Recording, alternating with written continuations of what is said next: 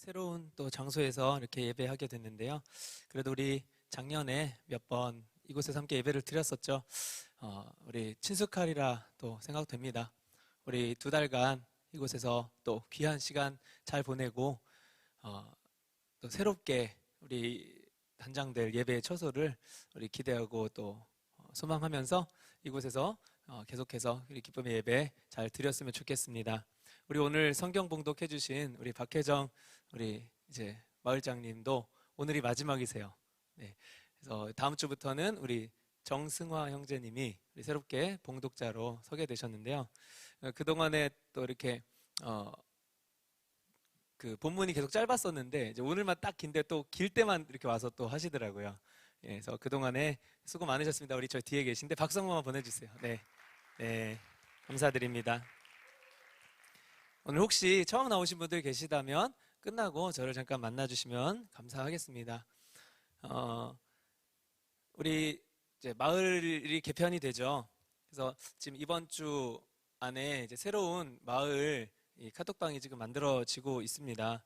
그래서 그 안에서 우리 방학 동안에 또 우리 마을별로 비록 이제 아직 만나지 못한 마을원들이지만 잘 교제해 주시고 우리 또 아마 수련회 때 이제 다 만나게 될 거거든요. 그때 우리 같이 또 교제할 수 있는 귀한 시간들로 잘 또 이 마을 방을 사용해 주셨으면 좋겠습니다.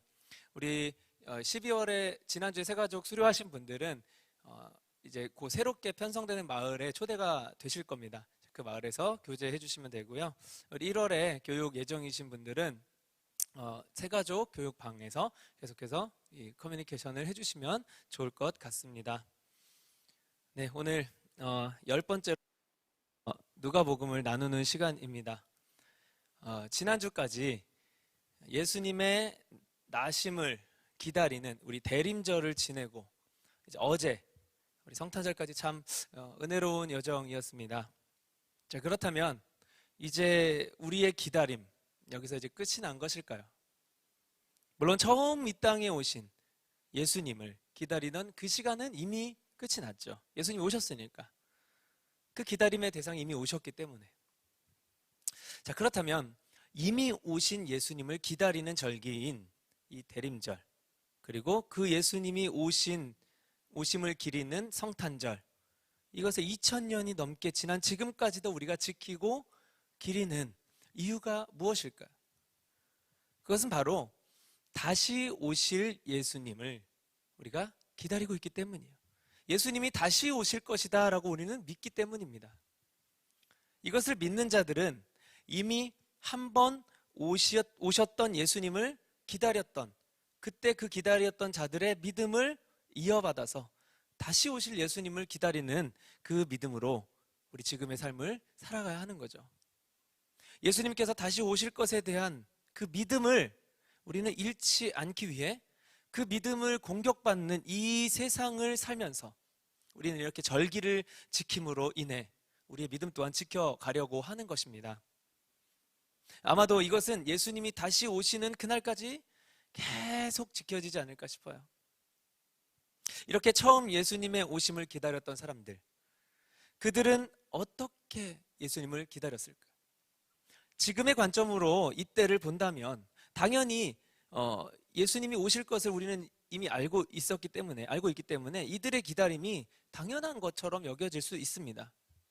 하지만 이 당시 이들의 관점으로 그때 당시의 상황을 우리가 재조명해 본다면 예수님이 정말 오실까?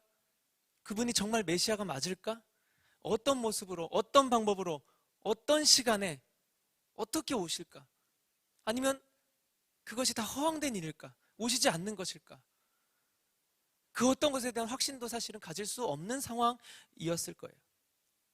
그런 상황에서 굉장히 강력한 확신이 아니고서는 이 기다림이 불가능했을 거라는 겁니다. 오로지 메시아를 주실 것이라는 그 구약의 약속을 믿고 기다린 거죠. 자, 그런데 이것이 지금 이제 다시 오실 예수님을 기다리는 우리의 상황과 너무너무 흡사하지 않습니까?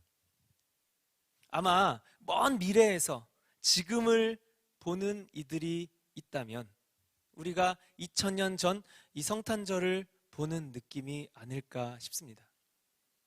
그렇다면 이 다시 오실 예수님을 기다리는 지금의 그리스도인들, 우리도 처음 오셨던 예수님을 기다렸던 그들의 마음과 그 태도, 그런 믿음 우리에게 있어야 하지 않을까, 이렇게 한번 도전해보고 싶습니다. 요셉과 마리아는 율법에 따라서 정결 의식을 치르기 위해서 아기 예수님을 데리고 예루살렘으로 이제 가죠. 그런데 이때 이들은 예루살렘에서 시므온이라는 사람을 만나게 됩니다. 시므온은 의롭고 경건한 사람으로서 이 메시아를 간절히 기다렸던 사람이었습니다. 이런 시므온과 함께 하셨던 성령님은 그가 메시아를 보기 전까지는 죽지 않을 것이다 라고 계시하셨습니다. 그리고 곧 예수님께서 예루살렘으로 오시자 성령님은 그 시므온을 이끌어 예수님을 만나게 하셨습니다. 시므온은 아기 예수를 보자마자 그가 메시아임을 깨닫고 요셉과 마리아의 눈앞에서 이 예수님이 구원자이시다 이렇게 찬양을 드립니다. 이것을 본 마리아와 요셉은 많이 놀랐겠죠. 시므온은 그런 그들을 축복하며 마리아에게 예수님이 앞으로 비난을 받는 표적이 되기 위해서 세우심을 받을 것이야. 그리고 어머니인 당신 마리아도 그것으로 인해 가슴 아파할 것입니다.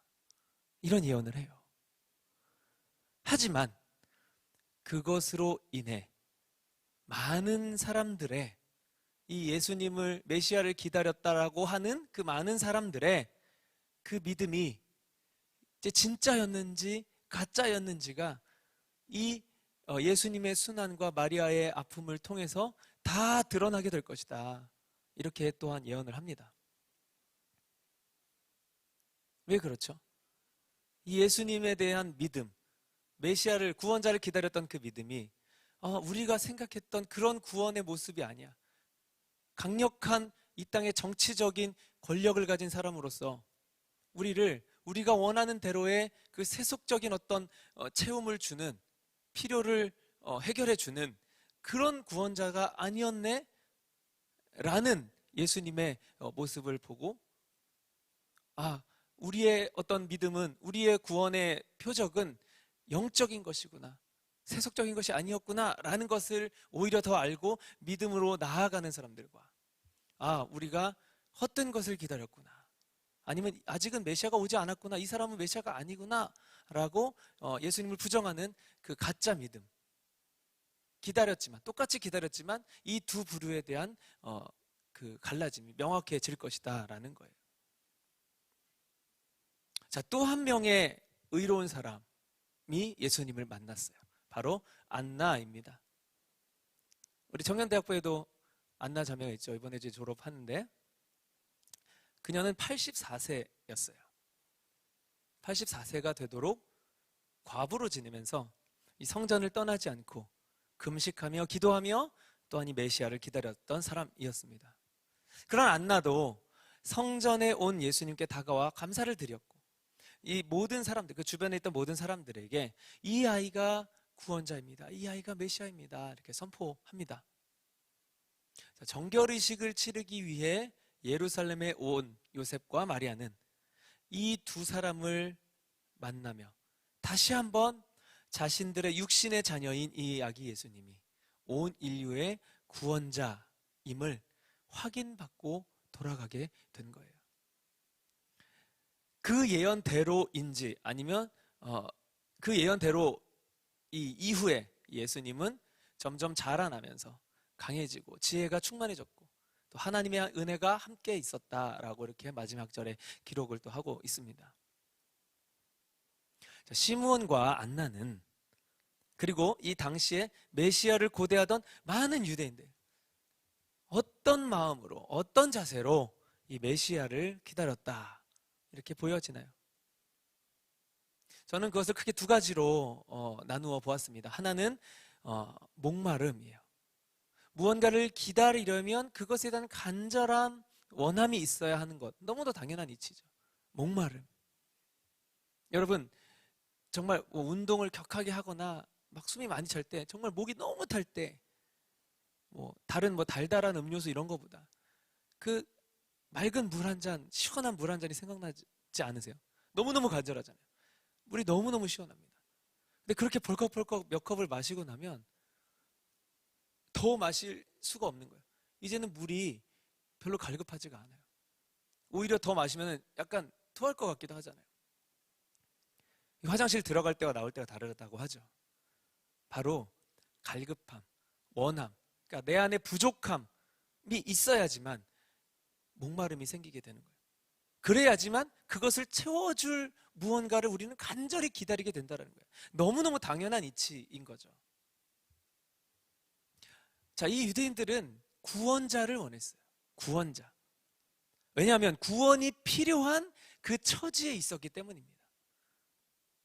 대부분의 사람들은 인간에게, 우리 인류에게 구원이 필요한지를 깨닫지 못하고 살아가요.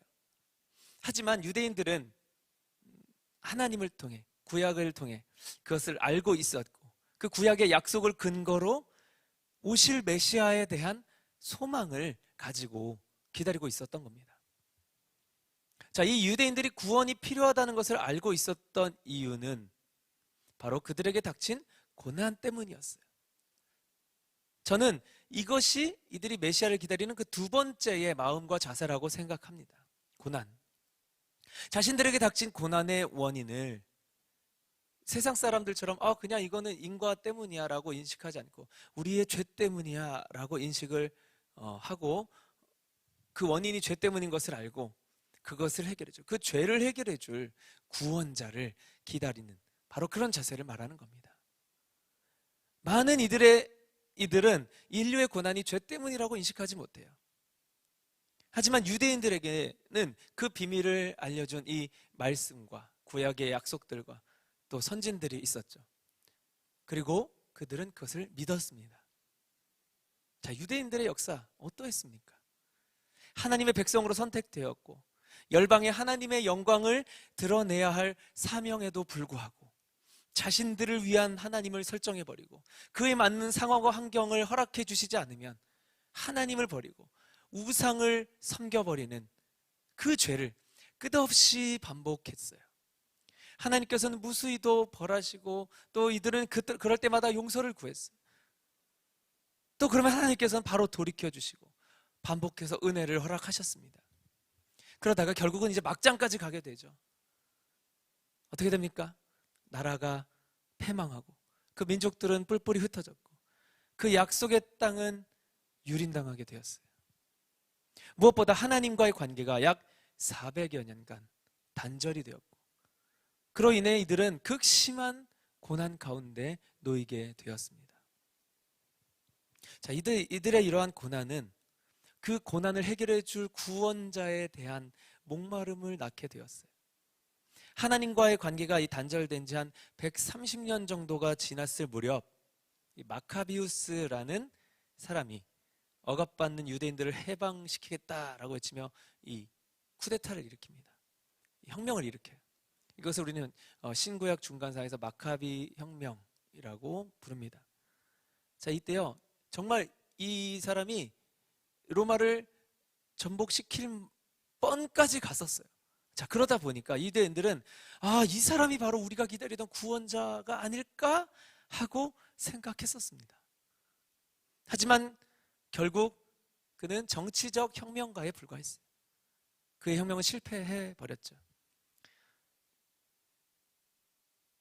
하나님께서는 그들에게 간절한 기다림을 심어주시기 위해서 조금 더 기다리시다가 결국은 400여 년이 흐른 뒤에야 메시아를 이 땅에 보내주신 겁니다.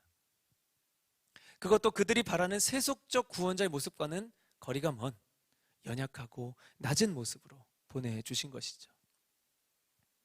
의롭고 경건했던 시므온은 자신들이 기다리던 구원자가 바로 이 연약하고 작은 낮고 낮은 이 아기 예수님임을 깨달을 수 있었습니다. 하나님 앞에 의롭게 나아갔기 때문에. 인간적으로는 강한 능력으로 로마를 정복시키고 유대인들을 정치적으로 해방시켜줄 구원자를 이들은 원했겠지만 성령께서 깨닫게 하셔서 그 원함, 그 육신적인 원함을 영적 본질의 구원을 이루시기 위해 연약한 인간으로 오실 구원자에 대한 이 영적인 원함으로, 영적인 소욕으로 바꾸어 주신 거예요. 그래서 시므온은 육적인 눈이 아니라 영적인 눈으로 예수님을 바라보게 된 것입니다. 육적인 눈으로 보면 그저 별 볼 일 없는 가난한 가정에서 태어난 한 아기일 뿐이죠.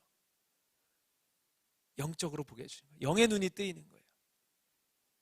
육신적으로 시작된 그 갈망을, 구원자에 대한 그 소망을 영적으로 하나님께서 변화시켜 주신 거예요. 의롭고 경건하게 주님 앞에 나아가려 하니까.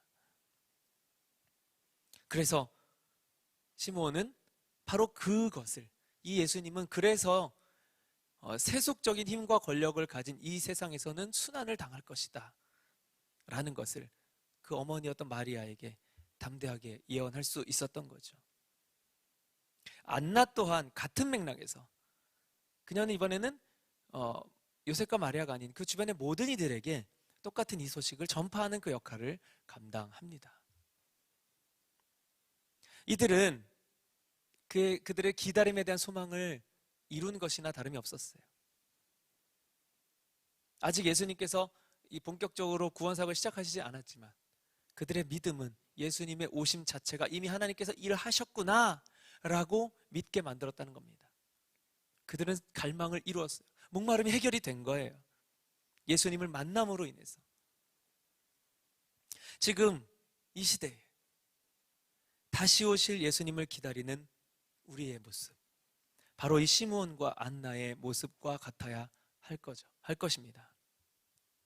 하지만 후에 이 많은 이들은 자신들이 원한 모습의 구원자가 예수님이 그런 모습으로 오셨다는 것이 아니라는 걸 알고 예수님을 믿지 않게 됩니다. 그 구원자는 예수님이 아니라고 생각해 버리게 되는 거예요. 지금까지도 마찬가지예요. 인류 중 대부분의 사람들이 그렇게 생각합니다. 그리스도인, 바로 이 예수님이 구원자이시라는 걸 믿는 그리스도인들은 이 전 인류 중에 아주 소수에 불과합니다. 그렇게 교회라는 울타리 안에 교인으로서 있는 사람들 중에서도, 그 소수의 교인들 중에서도 이런 구원자를, 우리의 세속적인 것이 아니라 영원한 죄의 사슬을 해방시켜준 그 구원자, 영적으로 그분을 기다리는 진짜 믿음을 가진 그리스도인들, 그 중에서도 더더욱 적어요. 저는 우리 열정청년대학부에 속한 우리들의 기다림, 과연 어떠해야 할 것인가? 여러분, 도전합니다. 우리는 과연 무엇을 기다리기에 이 성탄절을 기념하고 삶의 고난 속에서도 우리의 신앙생활을 이어나가는 걸까요? 제가 가끔 참 놀라운 청년들을 봅니다. 저 친구는 많이 힘들어요. 그래서 조금 있으면 우리 공동체에 떨어져 나갈 것 같은데 끝까지 계속 오는 거예요. 그러다가 회복을 하더라고요. 그런 경우들을 많이 봅니다. 도대체 무엇이 그 사람을 그렇게 믿음의 공동체 안에 붙들어 놓을 수 있는 걸까?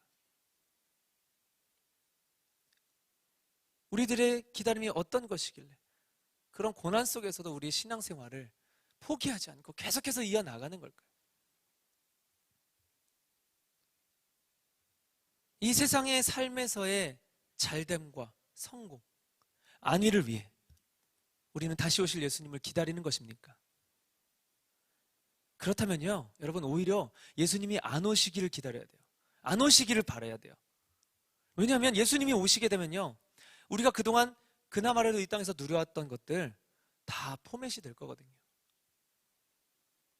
다시 오실 예수님을 진정으로 기다린다라고 하는 사람들이라면, 그래서 이 땅에는 소망을 두지 않기로 결정하는 사람이어야 합니다.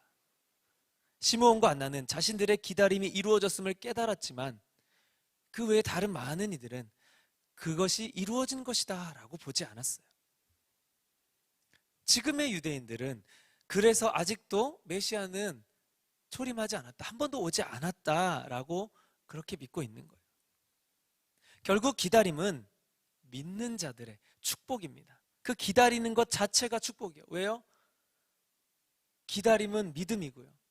그걸 믿는다는 건 이미 이루어진 것에 대한 믿음이기 때문에, 소망이 있기 때문에, 분명히 오실 것이기 때문에, 확신이 없으면 이것은 정말 그렇게 고통스러운 일이 될 수가 없는 거예요. 희망 고문이라고 하죠. 그런데 확실히 오신다고 믿는다, 정말 단단하게 믿는다면 이 기다림 얼마나 설레겠습니까? 얼마나 기다려지고 얼마나 두근거리고 얼마나 우리에게 은혜가 되고 기쁨의 이유가 되겠느냐는 겁니다.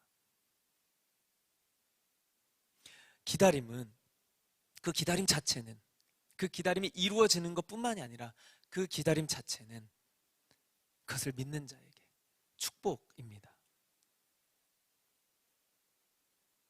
예수님의 재림이 정말 기다려지는 사람에게, 그래서 이 땅의 것들 배설물처럼 여길 수 있게 되고, 상대적으로 다가올 그 영원한 것에 대한 기대감으로 충만할 것입니다. 그래서 기다림은 그것을 이루어 주셨을 뿐만이 아니라 그 기다림 자체가 우리에게 이미 축복이라는 거예요. 그래서 그것은 이 땅의 것을 바라는 것이 아닌 영적인 것을 바라는 영적인 설렘, 영적인 두근거림을 가져다 줍니다. 그리고 그 기다림의 소망이 있는 자는 그 믿음으로 인해 이미 그 기다림을 이름을 받은 사람이기도 합니다. 우리 다가올 영원한 나라, 다시 오실 예수님에 대한 기대와 소망으로 인해 지금 당장의 이 기다림 자체가 우리에게 설렘의 모든 시간들이 되실 수 있기를 바랍니다. 하나님 나라의 비밀, 이 땅의 것들은 곧 없어질 것이라는 그 사실을 우리가 깨달았기에 기다릴 수 있는 다시 오실 예수님, 그래서 그 기다림은 우리에게는 복된 선물임을 온전히 믿고 나아가는 우리 모두의 믿음의 여정 되실 수 있기를 예수님의 이름으로 축복합니다. 우리 함께 찬양하고 기도하기 원합니다. 주님, 어서 오시옵소서. 내가 주님을 너무나 기다립니다. 그 오실 주님을 내가 기쁨으로, 기대함으로, 믿음으로 찬양합니다. 찬송합니다. 그때가 되면 내가 믿었던 것이 진짜라는 것을 열방이 알게 해주시옵소서. 그 주님만을 뛸 듯이 기뻐하며 춤추며 경배하게 해주시옵소서. 그래서 나는 지금 나의 삶을 그 주님이 다시 오실 길을 만드는데 헌신하는 그 십자가의 삶을 살기로 결정합니다. 지금은 고난일지 모르지만 이 기다림의 끝에 승리의 면류관을 주실 영광의 주님, 내가 맞을 그날을 정말 설렘으로, 소망으로 기다리는 이 시간 자체 우리가 노래하며 기다리게 하여 주시옵소서. 함께 찬양하기를 원합니다.